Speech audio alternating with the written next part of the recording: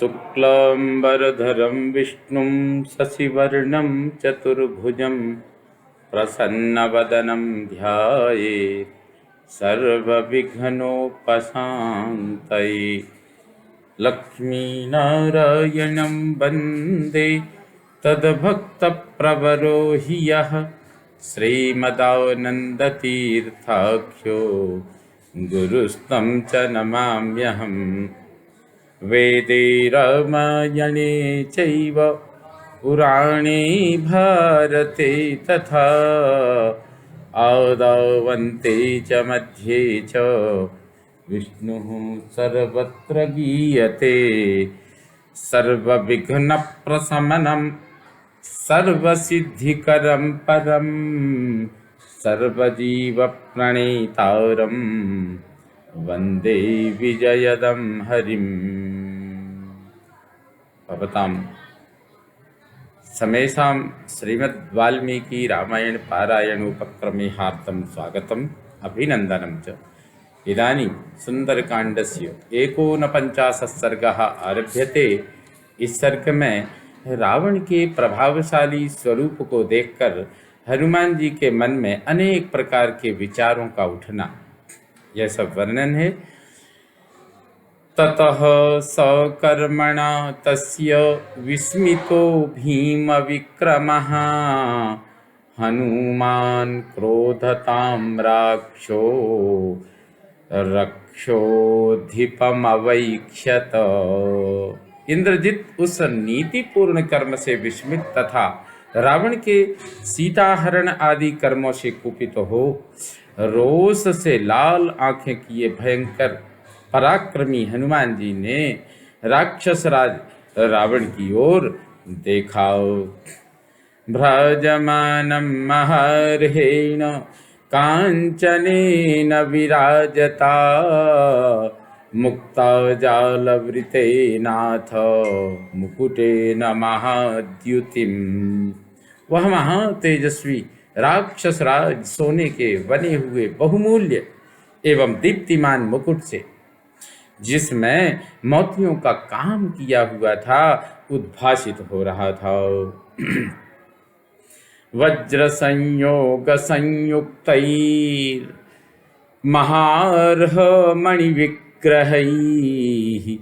हेमैराभरणैश्चित्रैर् मनसेव प्रकल्पितैः। उसके विभिन्न अंगों में सोने के विचित्र आभूषण ऐसे सुंदर लगते थे मानो मानसिक संकल्प द्वारा बनाए गए हों। उनमें हीरे तथा बहुमूल्य मणिरत्न जड़े हुए थे।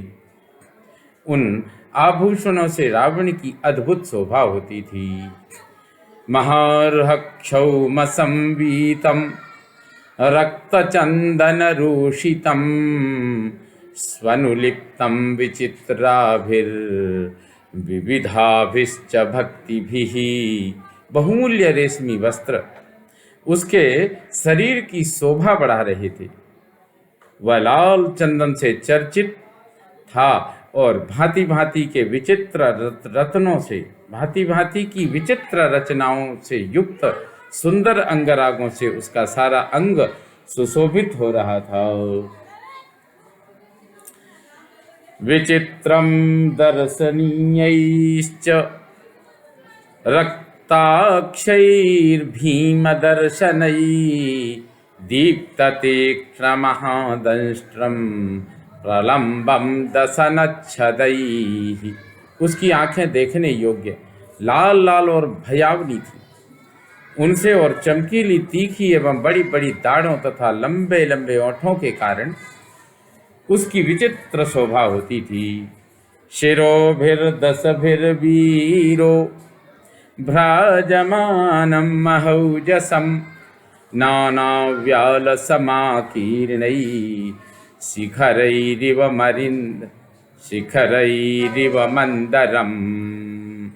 वीर हनुमान जी ने देखा अपने 10 मस्तकों से सुशोभित महाबली रावण नाना प्रकार के सर्पों से भरे हुए अनेक शिखरों द्वारा शोभा पाने वाले मंदराचल के समान प्रतीत हो रहा था। नीलाञ्जनचयप्रख्यं हारेणो रसिराजता पूर्णचन्द्राभवक्त्रेण सबालार्कमिवाम्बुदम्। उसका शरीर काले कोयले के ढेर की भांति काला था और वक्षस्थल चमकीले हार से विभूषित था। वह पूर्ण चंद्र के समान मनोरम मुख द्वारा प्रातः काल के सूर्य से युक्त मेघ की भांति शोभा पा रहा था।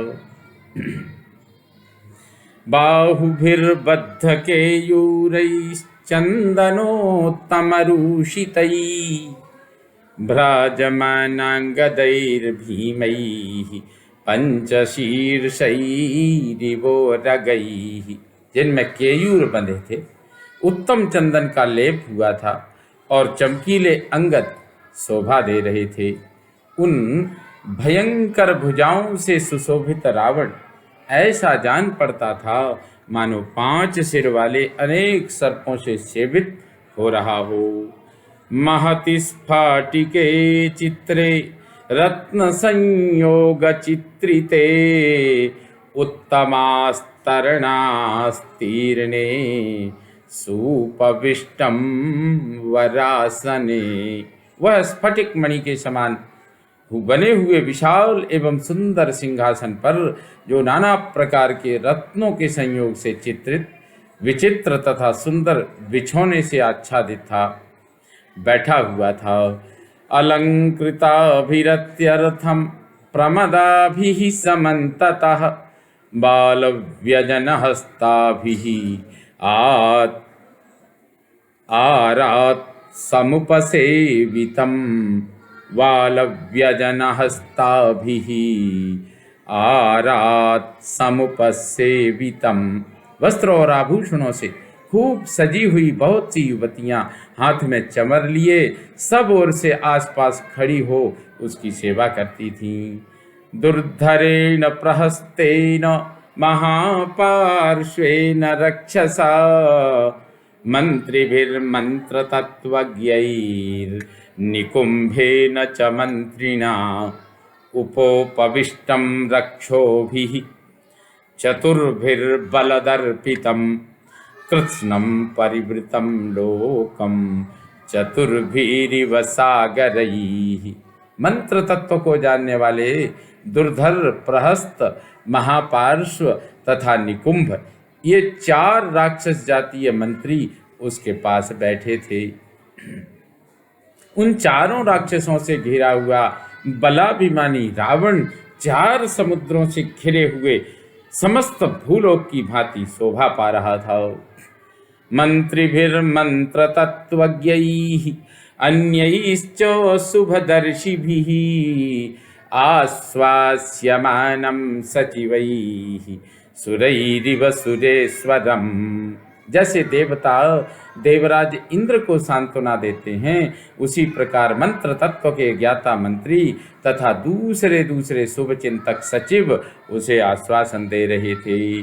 अपश्यद् राक्षसपतिं हनुमानति तेजसं वेष्टितं मरुशिखरे सतो योमिवतो यदम्। इस प्रकार हनुमान जी ने मंत्रियों से घिरे हुए अत्यंत तेजस्वी सिंहासनारूढ़ राक्षसराज रावण को मेरु शिखर पर विराजमान सजल जलधर के समान देखा। सतै संपीड्यमानोऽपि रक्षोभिर्भीम विक्रमैः विस्मयं परमं गत्वा रक्षोधिपमवैक्षत। उन भयानक पराक्रमी राक्षसों से पीड़ित होने पर भी हनुमान जी अत्यंत विस्मित होकर राक्षस राज रावण को बड़े गौर से देखते रहे।